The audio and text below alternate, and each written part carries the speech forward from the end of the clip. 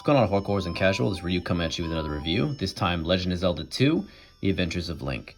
Now, there's not too much story to this. There's pretty much just a prologue, a minor epilogue. It's hard not to spoil this because it's kind of bare bones in that department. But I will say right off the bat that I already like this more than the first one. As you can see, I died 28 times. This game is much harder than I thought it would be. It's kind of like a Dark Souls version of Legend of Zelda. As you can see, that Zelda right there sleeping under the spell of a certain villain. This is where you always start. If you die too many times, you lose all your free men, if you will come back right here. It's similar to Dark Souls. We have to come back to the campfire. The only downside, and I do dock a point for this, and you'll realize it the more you play, is that you can be so far in the map, and if you die, you end up right back there. And so it's not too bad, but it is minorly annoying, especially considering this might have used a battery, if I remember correctly, for saving and stuff like that. And at the minimum, they should have a password system. But to make us restart from the beginning again is a bit much. It's not until you get to the very final dungeon in Death Valley I think it's called Death Valley. It's been a bit. But anyway, so when you do die in that area in the final boss, do not save. Just continue, and you'll begin right at the dungeon. That doesn't apply to all dungeons, just the final dungeon. So as far as the story goes, like I said, it's just kind of basic. This is the final game in the Link has fallen timeline, or the hero has fallen timeline, and this pretty much is the end. To be honest with you, I don't want to spoil the final boss, but the final boss is not who you think it is. And that is interesting. There are some interesting bosses that are different. This is a very underappreciated game. There is a charm to it. It has a lot of RPG elements. Some people don't like the side-scrolling like you see right here, but this never bothered me. It's hard. It's hard. I wouldn't say it's hard in the first one, because the first one gives you ass for the directions. This, at least, if you explore in this game, like the towns, you will find your way. There may be one or two things that are not as obvious or not stated, if you will. But the first one is almost everything's not stated, pretty much. But, yeah, this is just an overall better experience. I wish it was a little more balanced for the RPG element, because the final stage is pretty tough. I'll be honest with you now. Prepare yourself for the final stage. You will need to max out in order to have a true advantage at all. And even then, when you do max out, you don't really have the best advantage. So it does in some ways prevent you from being, or a lot of ways prevent you from being OP. It's not bad. This is my second playthrough, so I don't have the hammer, which breaks these boulders.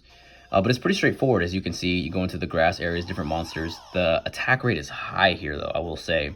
So I see I can see how this game bothers some people, but it's after playing Dark Souls 3 and a bunch of other games, this is not that bad. And it's definitely something people should experience for themselves to get a better idea. For casuals, it's hard to go back to the old stuff sometimes, right? You have to be kind of in the mood for that.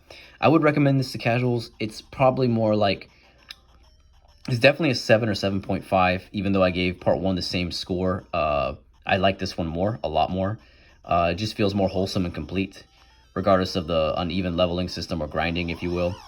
And yeah, it's just underrated. This belongs in pretty much the Zelda collection. Those maybe they're too modern for a little too modern age. You might want to pass on this one, but it's part of the timeline. I really suggest get it done. There's plenty of story summaries. The music is not bad. I still like the main theme from the first Zelda a little bit better, but that only had 2 tracks. This one has at least 6 to 8 tracks, so that's pretty good. We're moving on up, you know what I'm saying? As you can see, I'm just kind of walking around this easy area. Nothing too bad. There's no real spoilers. You can get anywhere pretty easily. I used the guide a little bit near the end for some help, but in general, I didn't really need the guide. The directions, if you talk to everybody and try to at least attempt to explore and discover and uncover, you can beat this game. The max cap level is 8 for everything. After that, you just get free men. But again, not too bad. I don't know why people hate this game so much, and how part 1 can be better than this, because part 1's a bitch.